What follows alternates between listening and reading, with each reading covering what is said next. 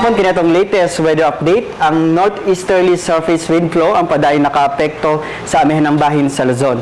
Sulod sa atong 24 oras na forecast, ang tibok sa Visayas, lakip na ang probinsya sa Cebu, makasinatit ang init na panahon ug natay mga patak-patak na mga paguwan tungod kini sa localized na mga pagpanugdugog kilat, ilabi na sa hapon or sa gabi. Ang hangin sa tibok sa Visayas hinay ngadto na sa kasarangan ug ang kadagatan malinawon ngadto na sa kasarangan ang pagbalod. Ang dagat muhunas sa 1:55 sa buntag ug mutaob sa 8:36 sa buntag. Ang range of temperature sa tibok sa Central Visayas moabot sa 26 to 33 degrees Celsius na equivalent na heat index na mo range sa 39 to 40 degrees Celsius. Samtang diri sa Eastern Visayas, 25 to 34 degrees Celsius ang temperatura.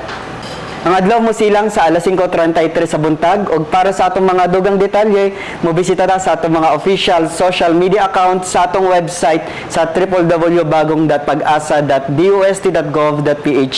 Ikan diri sa Pag-asa Mactan DOST ug para sa Balitang Bisdak kini si Jomar Clarino. Maayong hapon.